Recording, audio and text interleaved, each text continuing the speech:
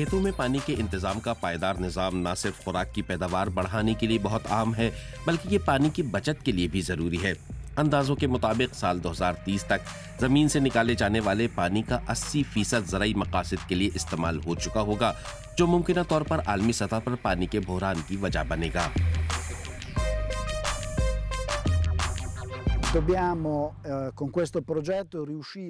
اس project کے ذریعے ہم کسانوں کو تمام طرح کے اعداد و شمار فراہم کرتے ہیں جو پانی کی بالکل درست واٹر مینجمنٹ کے لیے انتہائی اہم ہوتے ہیں۔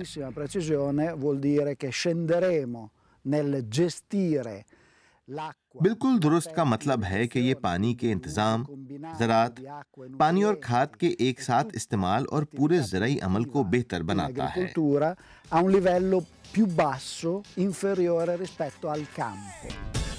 چیلنج ایک ایسا نظام تیار کرنا ہے جو کسی ایک کھیت یا فصل سے متعلق پیچیدگیوں کا تجزیہ کر سکے، ایک ایسا طریقہ کار جو کسانوں کو درست وقت پر درست فیصلے کرنے میں مدد دے۔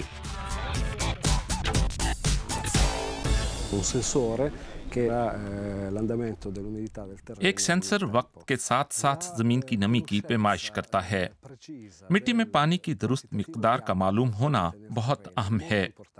اس سے ہمیں پتہ چلتا ہے کہ کس وقت اس میں دخل دینا ہے، اور یہ بھی معلوم ہوتا ہے کہ کتنا پانی ہمیں فراہم کرنا ہے۔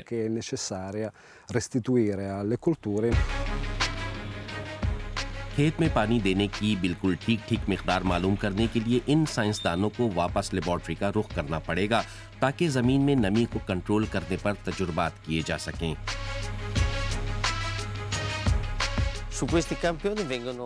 ہم مٹی کے نمونوں میں مختلف چیزوں کا معائنہ کرتے ہیں۔ سب سے پہلے مٹی میں نمی کا پتہ دینے والے ڈیٹا کو حاصل کرتے ہیں۔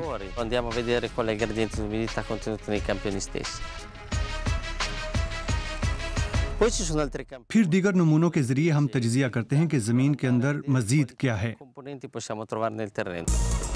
زمین کے اس حصے میں جہاں تجربات کیے جاتے ہیں، پانی کے ایسے پائپس کا جال بچھا ہے جن میں پودوں کی جڑوں کے قریب چھوٹے چھوٹے سوراخ ہیں۔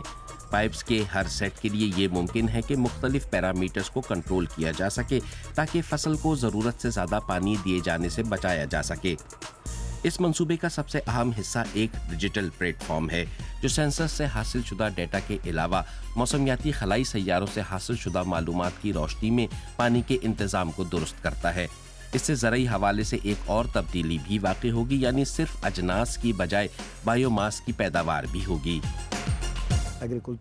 بائیو ماس کے ذریعے زرعی صنعت پودوں سے نئے کیمیکل تیار کرنے کے قابل ہو سکے گی، جس سے نامیاتی ایندھن جیسے تیل وغیرہ پر انحصار کم ہوگا۔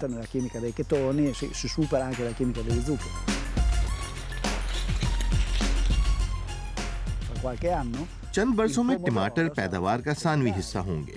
نئے بائیو ماس کیمیکل سبزیوں سے زیادہ نفع بخش ہوں گے، لہٰذا زراعت کی پیداوار 2 گنا ہو سکے گی۔ ایک طرف تو اس سے ہم کیٹون یا فائٹو کیمیکل تیار کر سکیں گے جو ایندھن کی تیاری کے لیے استعمال ہو سکتا ہے، جبکہ دوسری طرف اس سے پھل پیدا ہوگا جسے میں کھا سکتا ہوں۔